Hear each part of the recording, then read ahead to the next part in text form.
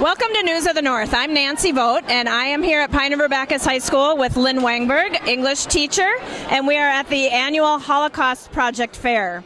Tell us the history of your project. The history of the project, it started about 8 years ago where I actually had it as a fair, but for years I've been teaching Anne Frank, and I realized after a couple years, the kids had no idea why Anne Frank was in the annex, Anne Frank and her family. They had no history behind it because they're only in 8th grade. So I decided to throw in some history, and every year it just gets more and more. Before we get to reading Anne Frank, the Diary of Anne Frank, we have about 2 weeks of just the history of anti-Semitism and some of the other history that goes along with the Holocaust. Then we read Anne Frank. Throughout this whole thing, I have assigned the 8th grade students with a project. The project is 100% done at home, so I'm never really sure what exactly is going on. Kids tell me, oh yes, I'm working on it, and every year I get a little nervous, and every year I'm absolutely blown away by the quality of the projects. They get a choice. I have about a 120 item menu, I call it, that they can choose from.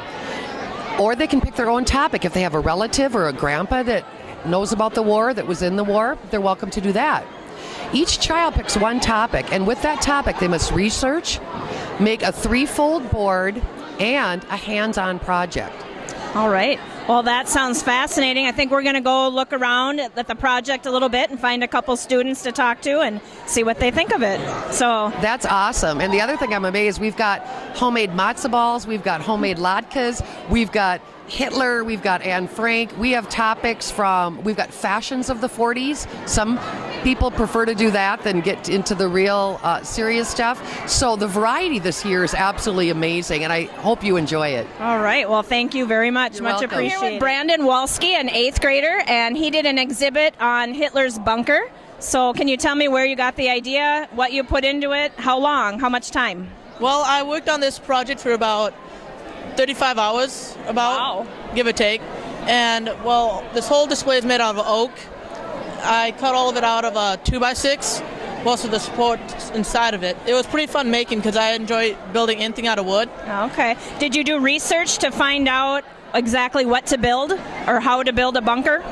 Well, I didn't really go for much. All I did is I built a solid box and split it up with cardboard in the middle. Okay. And the 2 rooms are his bedroom and the sitting area where he killed himself. So what did you find to be the most fun about this project? I think the most fun I did about this project is I like building. Probably building the box, and putting the pictures on the board was pretty fun. Okay, so you got to do what you love building, and yet you were learning history in the process. Yep. All right. Thank you, Brandon. Thank you. Now I'm with Brianna Adkins, another 8th grader at River-Backus, and she did her Holocaust Project Fair exhibit on Anne Frank. So can you tell me a little bit about your exhibit, where you got the idea and what you did? I got the idea, I don't know, because we read the book of the Anne Frank play and we watched the movie, so I thought it'd be a good idea to just learn a little bit more about the diary.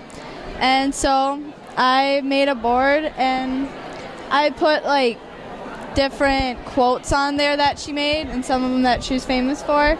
Okay. And some facts, like that her dad is the one who considered getting it published because she didn't make it out, so she couldn't do it. And I made like a replica. Oh wow, okay.